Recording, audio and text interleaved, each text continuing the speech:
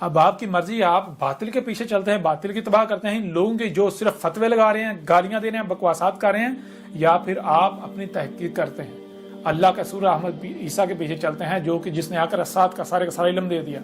جن لوگوں نے ڈاکومنٹری دیکھی ہے وہ خود اپنی زبان تک تسلیم کر رہے ہیں کہ اگر یہ دعویٰ نبوت کا، یعنی کہ یہ رسول ہونے کا دعویٰ نہ کرتا تو ہم اس کی ایک ایک بات کو مان رہے تھے، اس کی ڈاکومنٹری کا کوئی رد نہیں ہے، یہ سارے کا سارا ساتھ کے مان رہے تھے۔ دجال آ چکا صاحب کہتے ہیں ہم صرف اب اس وجہ سے اس کا قذف کر رہے ہیں، کفر کر رہے ہیں کہ اس نے یہ رسول ہونے کا دعویٰ کر دیا۔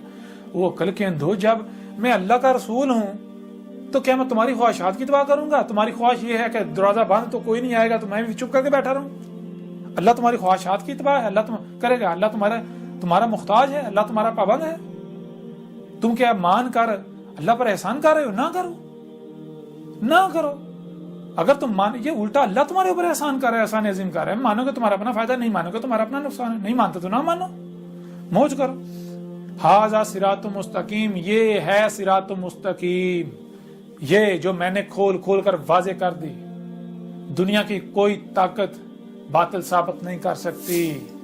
حق کھول کر واضح کر، صراط مستقیم کھول کر واضح کر دی، اس کتاب میں بھی، اور ڈاکومنٹری آپ دیکھیں، آپ کے اوپر سب کھل کر واضح ہو جائے گا۔ جو میری تباہ کرے گا وہی فلاح پائے گا، اگر کوئی کرتا ہے تو اس کا اپنا فائدہ ہے، نہیں کرتا اس کا اپنا نقصان ہے۔ بھائی سیدھی سی بات ہے، اتباع کس کی کرنی ہے؟ اتباع تو حق کی کرنی ہے نا، تو اپنی تحقیق کرو، جو حق ثابت ہو جائے اس کی اتباع کرو، جو حق ثابت ہو جائے۔ مجھے